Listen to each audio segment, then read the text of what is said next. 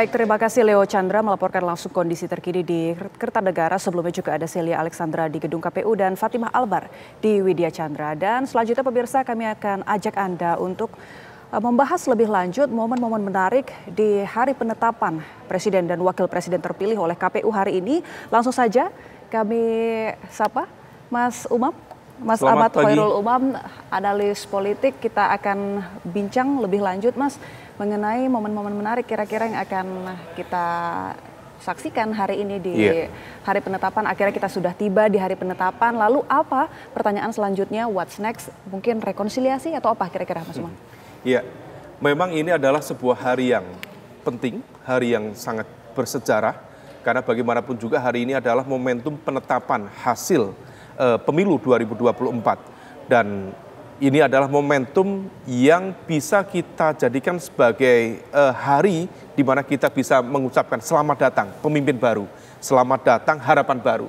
Nah, tetapi juga di saat yang sama ada sejumlah catatan yang perlu diantisipasi oleh sejumlah pihak. Pertama, dalam situasi ini, terutama pasca putusan Mahkamah Konstitusi kemarin, yang akhirnya dijadikan sebagai landasan bagi KPU sebagai penyelenggara pemilu untuk segera menetapkan pemenang dari Pilpres 2024 yang lalu, dalam konteks ini adalah Prabowo Gibran. Nah, maka ini akan menjadi sebuah legitimasi politik sekaligus konstitusional yang cukup kuat bagi Prabowo Gibran untuk menyiapkan diri, menyusun pemerintahan baru, dan juga tentu menyiapkan sejumlah perangkat-perangkat yang bisa menjadikan proses transisi kepemimpinan, transisi kekuasaan dari Presiden Joko Widodo ke Presiden baru nanti Prabowo Subianto menjadi lebih smooth. Nah, apa saja yang bisa dilakukan? Tentu ada cukup banyak.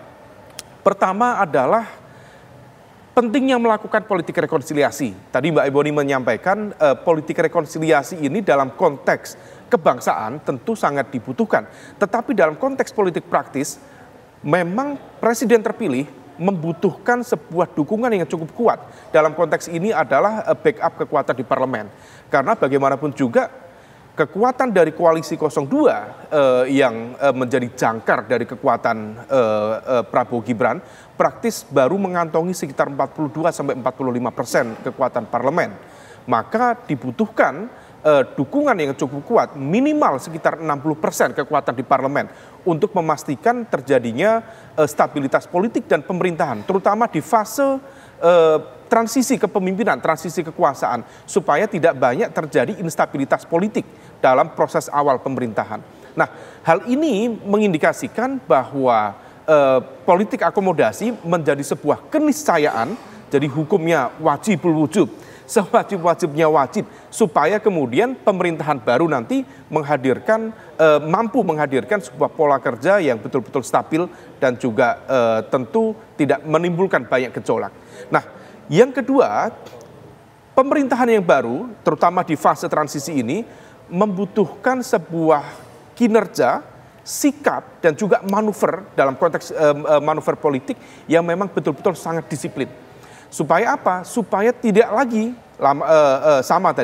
tidak memunculkan sebuah gejolak-gejolak yang justru tidak produktif. Maka dalam konteks membuka ruang komunikasi, membuka ruang negosiasi, kompromi harus dijalankan dalam langkah yang betul-betul disiplin. Supaya kemudian tidak ada satu potensi yang justru menjadi bumerang dalam konteks politik yang akan berpotensi mendelegitimasi dari kredibilitas kepemimpinan baru. Nah, kalau misal kemudian ini bisa dijalankan secara disiplin, tentu pemerintahan baru akan jauh lebih smooth. Nah, yang terakhir, tentu pemerintahan baru dalam konteks ini adalah Prabowo Gibran, karena bagaimanapun juga kemarin terjadi proses yang sangat ketat, ada cukup banyak kontroversi, bahkan di putusan Mahkamah Konstitusi terakhir juga ada dissenting opinion. Betul. Maka yang bisa dilakukan oleh Prabowo Gibran adalah menjawab semua kekhawatiran, ketakutan, termasuk tudingan-tudingan dari sejumlah kalangan, termasuk dari sebagian kalangan civil society terkait dengan konteks potensi semakin melemahnya pilar-pilar demokrasi atau democratic regression dalam pemerintahan yang baru nanti. Kalau misal semua itu bisa dilakukan, maka proses konsolidasi kekuatan baru, konsolidasi pemerintahan baru akan lebih mudah dilakukan dan itu akan memberikan ruang yang jauh lebih leluasa bagi pemerintahan Prabowo Gibran untuk set up new government, new administration ke depan. Baik, Mas Umam, ini kan dikatakan juga langsung oleh Gibran Raka Buming Raka bahwa setelah penetapan KPU ini akan ada beberapa pertemuan. Iya. Kira-kira siapa yang akan ditemui Gibran pertama kali? Tentu ini spekulatif ya, tetapi setidaknya pertemuan-pertemuan itu tentu memiliki beberapa tujuan strategik. Pertama tentu terkait dengan konsolidasi internal di koalisi Indonesia Maju yang menjadi tulang punggung, menjadi backbone dari kekuatan politik Prabowo Gibran. Dan di saat yang sama tampaknya ini akan menjadi sebuah ruang yang sangat terbuka bagi partai-partai politik terutama di kubu 01 dan juga kubu 03 tentunya untuk merapat. Karena tadi bagaimanapun juga ini agak unik di Pilpres 2024 ini. Praktis tidak ada kutel efek yang tercipta.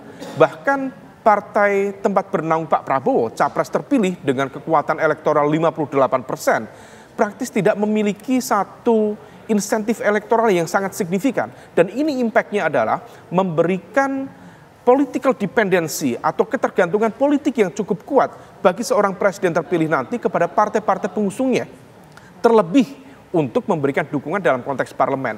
Maka tadi dukungan dalam konteks politik terutama di parlemen menjadi wajib hukumnya bagi presiden baru untuk mengakomodir. Nah, kalau misal tadi pertemuan-pertemuan itu tampaknya akan dilakukan, besar kemungkinan untuk mensolidkan negosiasi, kompromi, dan sepertinya ada yang sudah harganya cocok, ada yang sepertinya belum cocok. Hal itu indikasinya cukup mudah. Ada yang mencoba masih berkelit, ada yang sudah cukup smooth dalam respon, baik dalam konteks ini ya menerima keputusan dari KPU, termasuk juga dari putusan MK, termasuk dinamika di parlemen. Karena masih juga ada yang mencoba untuk memainkan isu termasuk juga narasi terkait dengan hak angket di DPR. Nah, ini akan menjadi sebuah proses negosiasi yang cukup unik dan tampaknya tentu akan ditentukan oleh Presiden terpilih Prabowo Subianto sebagai pemegang hak prerogatif ke depan. Nah, oleh karena itu kalau misal kemudian bisa dilakukan dengan baik tentu akan jauh lebih smooth. Tapi akan jauh lebih menarik kalau misal kemudian proses negosiasinya dilakukan dengan simbol-simbol kekuatan yang selama ini tampaknya ada political disengagement.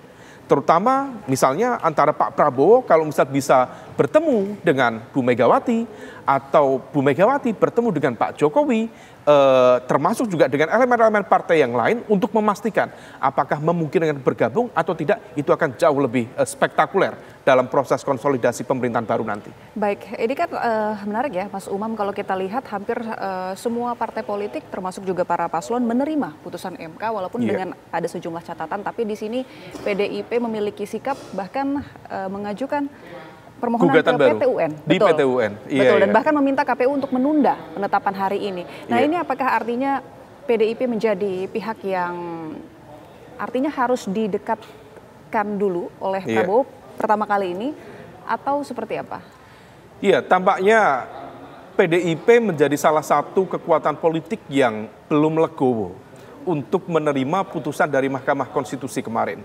Karena bagaimanapun juga sebenarnya putusan Mahkamah Konstitusi sebagaimana termaktub di pasal 24 Undang-Undang Dasar 45, kemudian di pasal 10 Undang-Undang MK, bahwa putusan MK itu bersifat final and binding, final dan mengikat.